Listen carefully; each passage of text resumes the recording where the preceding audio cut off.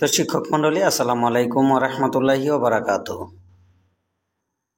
Take for it YouTube চ্যানেলের আরও একটি নতুন ভিডিওতে আপনাদের সাদর আমন্ত্রণ। আমার আজকের এই ভিডিও টিউটোরিয়ালটিতে আপনাদের জন্য রয়েছে ইএফটিতে 1.5 লাখ শিক্ষক কর্মচারীর তথ্য সংশোধন করতে হবে 2 মাসের মধ্যে। তো এই বিষয়ে আমি এখন শুরু করছি বিস্তারিত। আশা করি ভিডিওটি না টেনে বা স্কিপ না করে পুরো ভিডিওটি দেখতে থাকুন। তো আসুন আমরা জেনে নেই বিস্তারিত। ইলেকট্রনিক ফান্ড ট্রান্সফার বা ইএফটিতে দ্বিতীয় ও তৃতীয় ধাপে বেতন পেতে যাওয়া 1.5 লাখের বেশি শিক্ষক কর্মচারীর ভুল তথ্যগুলো আগামী 2 মাসের মধ্যে সংশোধন করতে হবে। এই সময়সীমার মধ্যে তথ্য সংশোধন না হলে সরকারের নির্দেশনায় শিক্ষক কর্মচারীদের বেতন ভাতা দেওয়া স্থগিত করা হতে পারে।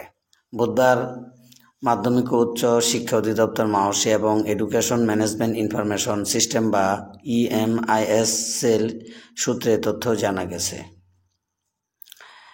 এ বিষয়ে মাওসির ফিন্যান্স অ্যান্ড প্রকিউরমেন্ট উইংয়ের উপপরিচালক আবু সাইদ মজুমদার দ্য ডেইলি ক্যাম্পাসকে বলেন, দ্বিতীয় এবং তৃতীয় ধাপে ইএফটিতে বেতন পেতে যাওয়া শিক্ষক কর্মচারীদের জাতীয় পরিচয়পত্র এবং ইএমআইএস সেলে থাকা অনেক তথ্যের মিল নেই। কারো নামের বানানে ভুল রয়েছে, আবার কারো জাতীয় পরিচয়পত্রের নম্বর ঠিক নেই। এগুলো সংশোধনের জন্য শিক্ষক কর্মচারীদের 2 মাসের সময় দেওয়া হয়েছে। 2 মাসের মধ্যে তথ্য সংশোধন না করলে কী ব্যবস্থা নেওয়া হবে, এমন প্রশ্নের জবাবে মাওসির এক কর্মকর্তা বলেন, এ বিষয়ে এখনও কোনো সিদ্ধান্ত হয়নি। নির্ধারিত সময়সীমা অতিক্রম হওয়ার পর বিষয়টি মন্ত্রণালয়কে অবহিত করা হবে।